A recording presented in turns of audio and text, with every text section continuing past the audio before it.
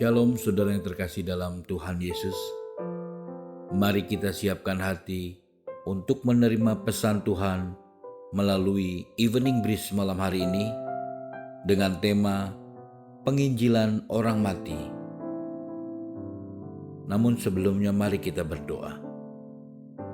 Bapa yang bertata di kerajaan surga yang kami sembah dalam nama Tuhan Yesus, terima kasih untuk penyertaan-Mu di sepanjang hidup kami.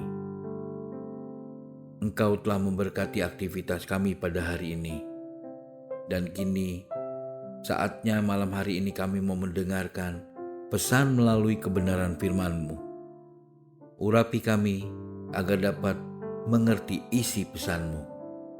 Dan di dalam nama Tuhan Yesus, kami telah berdoa dan mengucap syukur. Amin. Saudara terkasih, mari kita buka Lukas 16 ayat 19 sampai 31. Hal ini berhubungan dengan Pengkhotbah 9 ayat 5 dan 6 yang tertulis demikian. Ayat 5. Karena orang-orang yang hidup tahu bahwa mereka akan mati, tetapi orang yang mati tak tahu apa-apa.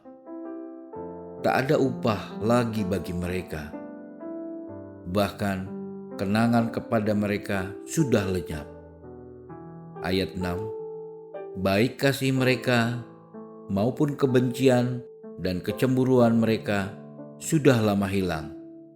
Dan untuk selama-lamanya tak ada lagi bahagian mereka dalam segala sesuatu yang terjadi di bawah matahari. Saudara yang terkasih, dari dua ayat ini, artinya orang mati tidak akan lagi berhubungan dengan orang hidup. Dan dari kitab Lukas 16, orang kaya itu minta keluarganya diinjili. Dan dengan tegas telah dijawab, sebab sudah ada kitab yang menjelaskannya. Artinya, tidak ada penginjilan untuk orang yang sudah mati. Sebab jika bisa memberitakan Injil pada orang yang sudah mati dan roh bisa bertobat, buat apa jadi orang benar di dunia? Hal ini bisa menyebabkan orang bebas melakukan dosa di dunia dan bertobatnya nanti setelah mati karena ada yang memberitakan Injil. Mungkin ini yang dianggap ajaran sesat, kecuali Yesus yang memberitakan atau memproklamirkan karya penebusannya pada orang yang sebelum dia datang ke bumi. Seperti dalam 1 Petrus 3 ayat 19, firman Tuhan berkata, dan di dalam roh itu juga ia pergi memberitakan Injil kepada roh-roh yang di dalam penjara. Dalam Matius 22 ayat 32, firman-Nya berkata, Akulah Allah Abraham, Allah Ishak, dan Allah Yakub. Ia bukanlah Allah orang mati, melainkan Allah orang hidup.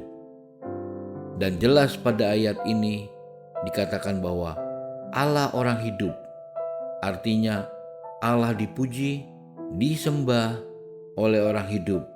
Sedangkan yang mati, mereka akan menyembah setelah dibangkitkan. Peristiwa di Endor dalam 1 Samuel 28 ini memang terjadi multitafsir. Ada yang mengatakan itu roh Samuel dan juga ada yang mengatakan itu setan. Yang pertama, yang harus dipahami siapa yang mengatakan itu Samuel.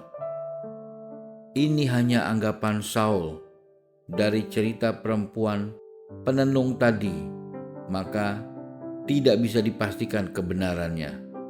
Lihat ayatnya dalam 1 Samuel 28 ayat 14.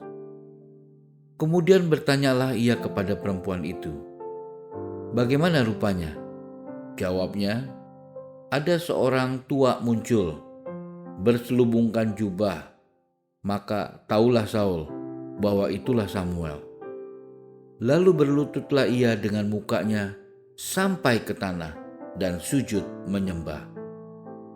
Dan yang kedua, perkataan seorang penenung pada zaman itu tidak bisa dipercaya. Mari kita lihat lagi di Ayub 7 ayat 9. Sebagaimana awan lenyap dan melayang hilang, demikian juga orang yang turun ke dalam dunia orang mati tidak akan muncul kembali. 3. Dari ayat ini, orang mati tidak akan muncul kembali. Maksudnya karena belum waktunya. Dan mari perhatikan kembali Mazmur 49 ayat 14. Seperti domba, mereka meluncur ke dalam dunia orang mati. Digembalakan oleh maut, mereka turun langsung ke kubur. Perawakan mereka hancur. Dunia orang mati menjadi tempat kediaman mereka. Perhatikan kata digembalakan oleh maut. Artinya orang yang mati di luar Tuhan akan dikuasai setan. 4. Jadi yang muncul itu bisa saja oleh rekayasa setan. Dan kesimpulannya, tidak mungkin penginjilan kepada orang ataupun roh manusia yang sudah mati. Demikian pesan Tuhan melalui Evening Breeze malam hari ini. Mari kita berdoa. Tuhan Yesus, kami mengucap syukur untuk pesan firman-Mu yang telah kami dengar pada malam hari ini. Jadikanlah kami pelaku-pelaku firman-Mu dan ajarkan kami untuk menghargai waktu sehingga kami dapat menggunakannya untuk puji hormat dan kemuliaan nama-Mu. Berkati istirahat kami pada malam hari ini Bapa. Lindungilah kami dengan kasih-Mu dan bangunkan kami besok pagi agar kami dapat beraktivitas kembali. Ampuni segala kesalahan dan kelemahan kami Bapa. Kami serahkan semuanya kehidupan kami ke dalam tangan-Mu, di dalam nama Tuhan Yesus, Juru Selamat kami yang hidup kami berdoa. Amin.